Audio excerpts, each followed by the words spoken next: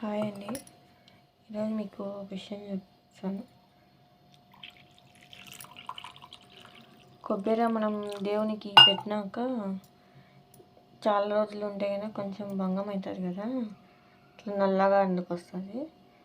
మనం కొట్టిన తర్వాత ఒక 2 రోజులు ఉండగానే ఇట్లా బ్లాక్ కలర్లో ఉన్న కొబ్బరి అంతా దాన్ని ఎట్లా శుభ్రం చేసుకోవాలని చూపిస్తాను మీకు ఈరోజు. ఏం లేదండి, ఇట్లా నీళ్ళు పోసుకొని గిన్నెలో కొబ్బరి వేసుకొని ఇట్లా ఉప్పు ఉంటుంది కదా, ఉప్పు దీంట్లో వేయండి. ఇట్లా ఉప్పు నీళ్ళల్లో బాగా ఇట్లా కడగండి, తెల్లగా వస్తుంది. దాంట్లో ఉన్నంత బంక అట్లా ఉంటుంది కదా కొబ్బరి, ఒకరోజు లేట్ అయ్యేలా దేవుని గుట్లో పెట్టి చూడండి ఎంత శుభ్రంగా వచ్చిందో. ఇట్లా తెల్లగా వస్తుంది. దీన్ని మనం ఒక పళ్ళెంలో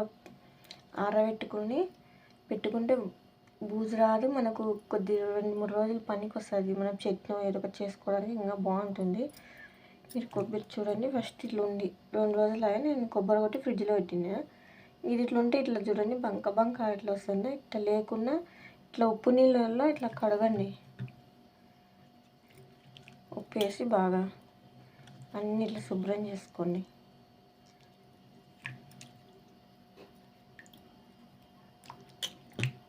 దీనికి ఉన్న జిడ్డు అంత గలీజ్ అనేది పోతుంది. చూడండి, మీరే చూడండి. ఇది బాగుందని మీకు నచ్చుతుందని అనుకుంటున్నా. ఎవరన్నా ఇది చూసి మీ ఇంట్లో ఇట్లా మనం దేవుళ్ళకు పూజలు చేసినప్పుడు ఎక్కువ కొబ్బరికాయలు కొడుతుంటాం. ఒక్కోసారి దాన్ని ఏమో బూజు పట్టి పక్కకి వేయడం అట్లా వేస్తుంటారు వాడేయలేక. అట్లా కాకుండా ఇట్లా నీట్గా చేసుకొని బాగుంటుంది.